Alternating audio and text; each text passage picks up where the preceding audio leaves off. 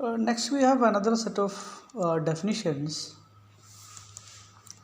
The definitions of local maxima and local minima. The definition is a function f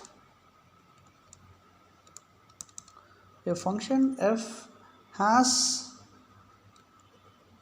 local maxima, is a local property, local maximum value at a point C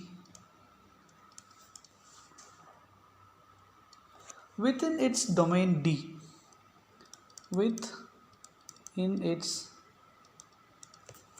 domain D, if f of x less than or equal to f of c for all x belongs to D. But this possibilities of this x is lying in some open interval containing C. Okay, that means if the condition is same but the values of x are restricted here, clear, f of x is less than or equal to f of c, then we can say that this f of is the maximum. If this is the condition for all, this is true for all x belongs to D lying in some open interval. Okay, this condition is not expected to be true in all the points or for all the points of x in D, but this is true for a neighborhood of C which fully contained in D. Okay, need not true for all the x belongs to D. Okay, but some neighborhood containing C. So this is, if this is the case, we can say that this f of C is the local maximum value. Okay, similarly you can define local minimum with the same condition, f of x greater than or equal to f of C for all x belongs to D lying in some neighborhood, that means open interval containing C. Okay, so in order to say that this f of C is the point of local minimum, we need to get the value of f of x is always greater than or equal to f of C in some neighborhood or in some open interval. The neighborhood by mean the neighborhood we mean that this open interval containing C. Okay, I'll explain these definitions using the functions. If you consider, we have these type of functions.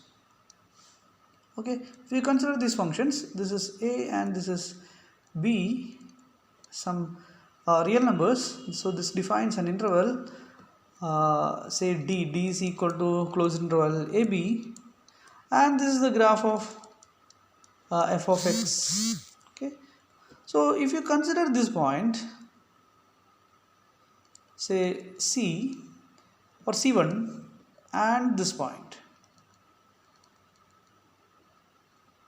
this is C2.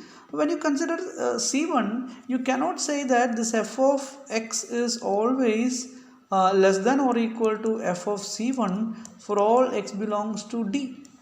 D is our AB. Okay, so this is not true, because when you consider x from this side, we can say that the value of f of x is this, that is greater than f of C1. Clear? So this at the point C1, f doesn't satisfy this condition. Okay, so but we can say that if you consider an open interval containing C, okay, these are our open interval. Okay, I consider an open interval first here. If this is our open interval, we can say that if you I call this open interval as some epsilon, minus epsilon and plus epsilon, or I'll call it as some C comma D. Okay, if you consider an open interval c comma d and choose any x belongs to this, we can say that f of x is always less than or equal to f of c1 for all x belongs to cd. Clear? So this shows that we have this property f of x is less than or equal to f of c. This is expected to be true for all x belongs to d for absolute maximum value, but in this case that result is true only for a open interval containing c1. Okay, in this case we can consider this f of c1 as the local maximum. Okay. Now if you consider another interval here about C2, I select another interval, some p comma q. If you consider an interval like this about C2, we can say that when you consider this interval, we can say that for all x belongs to PQ, this f of x is always less than or equal to f of C2. Okay, so this shows that the C2 has the same local property here. Clear? In this interval, this f of C2 is a point of maximum. Okay, or f of C2 is the maximum value of f in this open interval. Okay, the properties of these open intervals are, these are contained in AB itself, right? These are all, these two intervals are itself the members of D.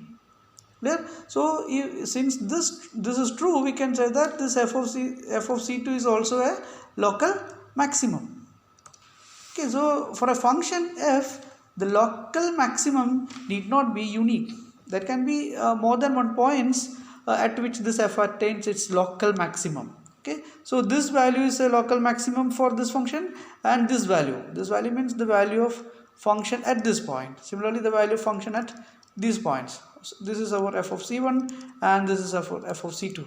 So f of c1 and f of c2 are local maximum values of f on the domain D. Yeah, because we can find intervals like this cd and pq for which these are true. Yeah. So this was that local maximum. This is the definition of local maximum of a function. Okay. So local maximum need not be unique, but the absolute maximum. Okay, if you consider this f of c2, this is also true for all x belongs to D itself. F of x is always less than or equal to f of c2.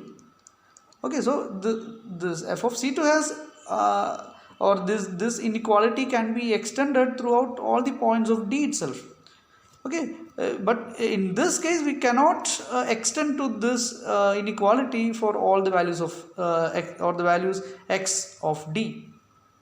Clear? So if for the value of f of c2, we can say that this is true and this is also true. So this f of c2 is not only the local maximum, this is absolute maximum. Okay, so this f of c2 is absolute maximum and local maximum. This f of c1 is only the local maximum of f. Okay, so the absolute maximum is always unique for a function in closed interval AB, and local maximum can be or f attains the local maximum at more than one points.